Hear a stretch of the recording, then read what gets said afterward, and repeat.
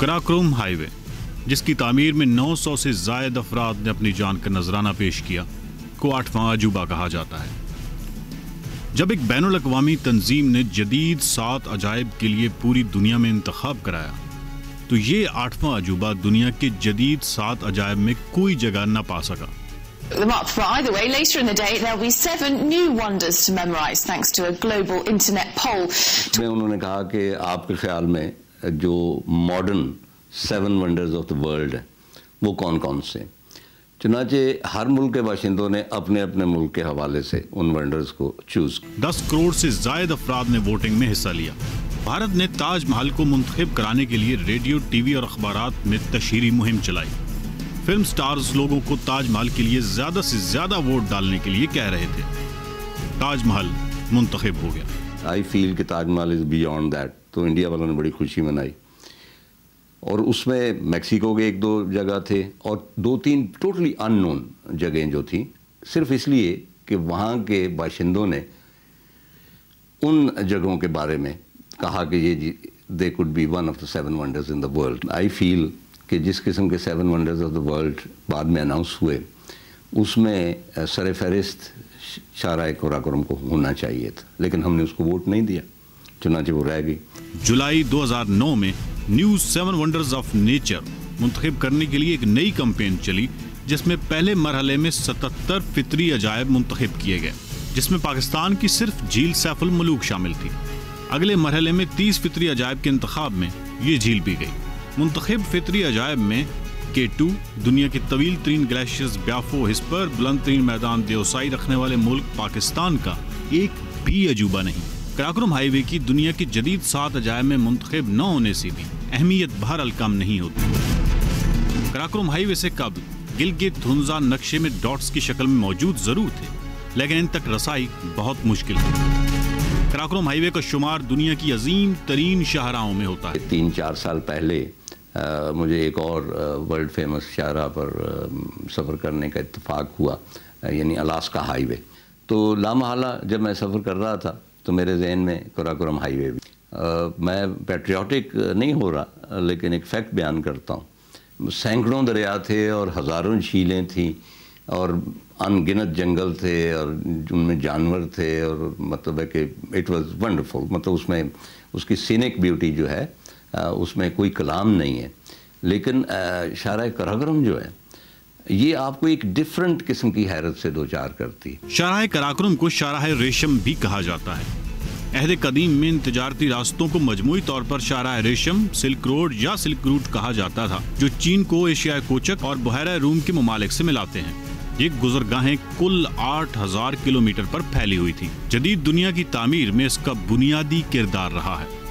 शाहराह रेशम की इस्तिलाह पहली बार एक जर्मन जोग्राफिया दान ने 1877 में इस्तेमाल की। अब ये इस्तिलाह पाकिस्तान और चीन के दरमियान जमीनी गुजरगाह शाहराह कराकोरम के लिए भी इस्तेमाल होती है। ये सड़क पे कोई तजारत नहीं हो रही थी कि जनाब वहाँ वस्ती एशिया से या सिल्क रोड से निकल के तो लोग यहाँ पे कोई सिल्क या कोई ये क्या जो होती थी मसाला जात लेके इधर उधर आ जा रहे थे। ये सिर्फ एक लोकल सफ़र था जो कि हुंजा नगर के लोग या तो गिलगित आके अपना कोई काम काज करते होंगे, क्योंकि उनकी रिश्तेदारियाँ ज़्यादा उधर वस्ती एशिया की तरफ थी, ताशकर खान और काशगर में, तो वो उधर आना जाना करते थे। ये कोई शाहराह अजीम नहीं थी सिल्क रोड। इस रास्ते को कदीम तारीख़ में शाहराह रेशम कहते थे। यहाँ से चाइना कारोबार के लिए भी आते थे। यहाँ से हमारे हाजी हज करने के लिए ये वाहिद रास्ता था उनके लिए। पैदल आते थे, घोड़ों पे खच्चरों पे सामान भी लाते थे और वो भी आते थे, यहाँ से गुजर के जाते थे। तो इस रास्ते को भी शाहराह रेशम शुरू से कदीम अयाम से कहा जाता। देखिए, ये हमने एक तो पता नहीं क्यों हम झूठ चीज़ पकड़ते हैं, हमने इसको कह दिया जी ये सिल्क रोड है। कोई एक भी जो वो नहीं मिलती मिसाल कि यहाँ से रेशम कभी आई हो। ये सिल्क रोड मिल्क रोड कुछ नहीं था, ठीक है जी। ये लेकिन ये कोई गैर अहम बात भी सड़क भी नहीं है। ये दुनिया का 8वां अजूबा है और इसमें जो ग्लैमर है ना वो उस हेरोइज़म का ग्लैमर है, वो हीरोइज़म का कि जो इस सड़क को बनाने में लगा। ये कोई आम बात नहीं थी, बड़ी हीरोइक बात थी। इतनी इस तरह की सड़क बनानी इस तरह के टेरेन में और इतने पहाड़ ढा ढा के।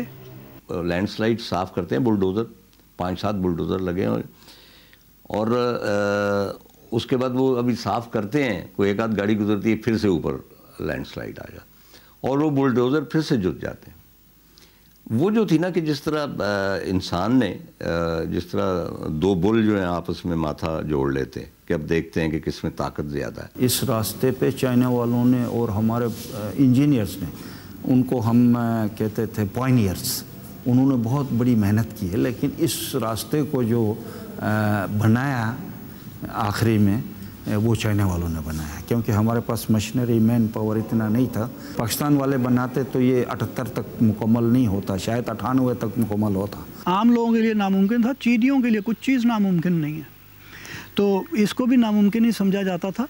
और लेकिन बस देखिए उन्होंने बना के दे दी सड़क। और अब तो वो रेलवे लाइन का भी कर रहे हैं कि जी रेलवे लाइन का सर्वे करेंगे, और यहाँ अगर वो लासा में रेलवे लाइन पहुँचा सकते हैं ना, तो वो कहीं भी पहुंचा सकते हैं। वो चांद पे रेलवे लाइन ले जाएंगे एक दिन।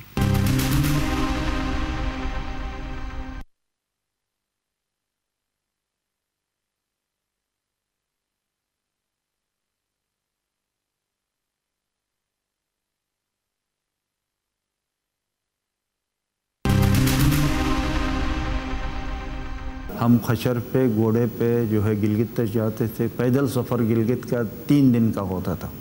हम पड़ाव कहते थे, हमारे जो बुज़ुर्ग होते थे वो पैदल चल के गिलगित जाते थे, या तो जिसके पास कोई घोड़ा होता था वो किराए पे उससे घोड़े पे सामान लाद के ले जाते थे और वहाँ से लाद के लाते थे। बहुत से लोग जो है अपने पीठ पर ज़रूरियात ज़िंदगी का सामान गिलगित बाज़ार से ख़रीद के हुंजा लाते थे। पोनी ट्रैक था शुरू में, 1958 में जीफेबल रोड बन गया, वो अयूब खान का ज़माना था।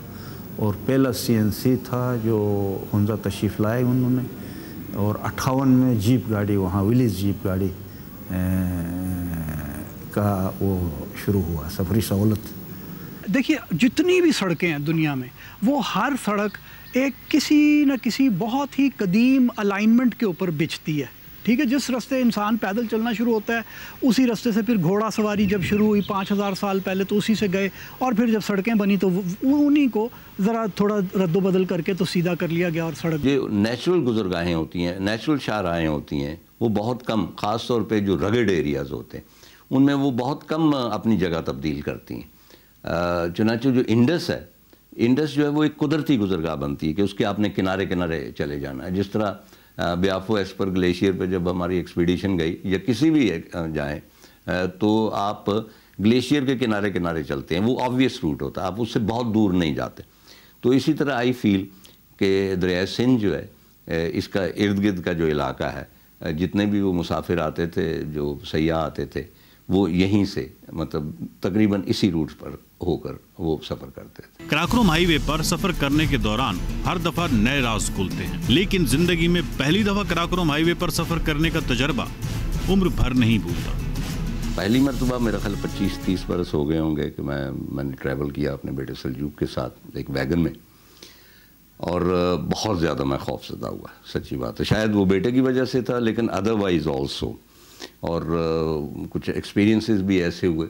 बाद में जिन लोगों ने मेरी किताब जो बेस की, मैंने हुंजा दास्तान वो पढ़ी, तो बहुत सारे लोगों ने कहा जी हमने भी सफ़र किया कराकोरम पे, वो इतनी ख़तरनाक तो नहीं, आपने कुछ ज़ेब दास्तान के लिए, लेकिन मैंने ज़ेब दास्तान के लिए नहीं इस्तेमाल किया था, चूँकि एक तजर्बा नहीं था इस किस्म की रोड पे सफ़र करने का। KKH और दरिया सिंध गिलगित के करीब जाकर अलहदा होते हैं, और इससे आगे दरिया हुंजा कराकोरम हाईवे के साथ हो जाता है। कोहिस्तान के इलाके में दरिया सिंध और कराकोरम हाईवे का एक दूसरे का संग खूबसूरती के साथ साथ खौफ का बायस भी बनता है। यानी आप जा रहे हैं और 1 किलोमीटर नीचे वो दरिया सिंध साहब चले जा रहे हैं, और अगर मतलब आप जाते हैं आम सड़क पे तो आप ऑफ रोड होते हैं, तो सिर्फ ऑफ रोड होते हैं, तो वहाँ पे अगर ऑफ रोड होते हैं तो ऑफ लाइफ हो जाते हैं। कराकोरम हाईवे पर सफ़र करने का सही लुत्फ थाकोट से शुरू होता है। थाकोट से अगर चल पड़े तो आप एक सकाफती अजायब घर के अंदर हैं।